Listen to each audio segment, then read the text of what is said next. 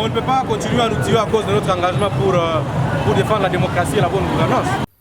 Des centaines de journalistes de la province du Sud Kivu, réunis au sein de l'Union nationale de la presse du Congo, UNPC, sont descendus dans la rue à Bukavu ce vendredi 10 décembre 2021 pour exiger le respect de la liberté de la presse.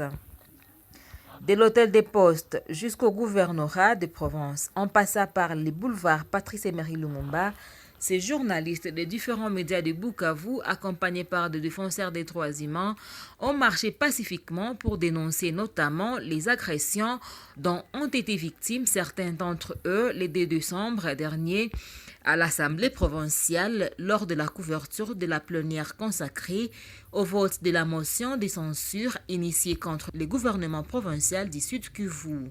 Sur de nombreux calicots, l'on pouvait lire, entre autres, « Le journalisme n'est pas un crime, laissez-nous faire notre travail, faites aussi les vôtres pour notre liberté. Pour un journalisme libre, nous n'avons pas peur. Nous sommes jaloux de notre liberté et notre indépendance et aucun puissant, aucun dirigeant ne saura nous les arracher. » Le journaliste victime de la barbarie à l'Assemblée provinciale réclament le respect de l'édit portant leur protection et celle de la Déclaration des droits de l'homme ou encore aucun journaliste ne devait plus voir sa vie menacée dans l'exercice de sa profession. Dans leur mémorandum adressé au vice-premier ministre en charge de l'Intérieur, les journalistes de la province du Sud Kivu demandent que des enquêtes sérieuses soient menées afin que les auteurs de cette barbarie policière soient sévèrement punis conformément à la loi.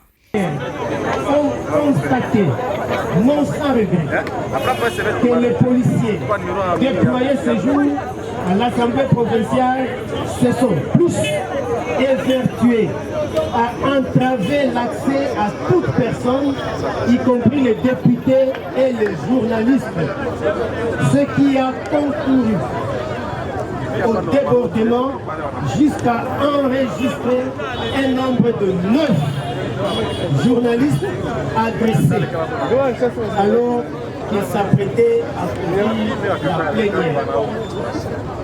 Selon les victimes, Excellence, elles ont été invitées par l'officier de l'enseignement P3, Émile, non autrement identifié, mais P3 de la police nationale congolaise, commis à l'Assemblée provinciale, en présence du commissaire provincial lui-même sur place, le général Jean-Bernard Bazengue.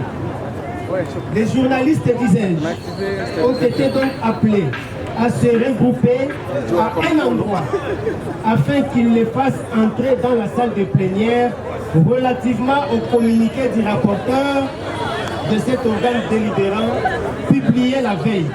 Mais curieusement, on les a tirés dessus.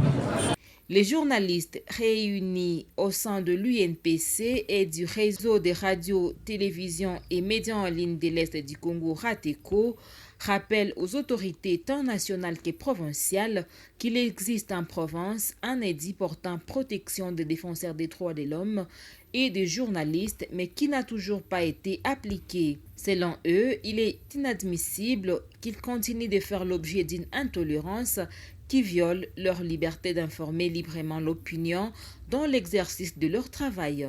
Habillés tous en noir, tenus de tristesse, ces derniers ont déposé ces mémorandums au gouvernorat de province où ils ont été reçus par le ministre provincial de l'Intérieur faisant l'intérim du gouverneur de province. Celui-ci a promis l'implication de l'autorité provinciale afin que les revendications de journalistes soient répondues. La marche a été clôturée à l'Assemblée provinciale où les journalistes ont été rassurés dans la salle de plénière par le bureau de l'organe délibérant.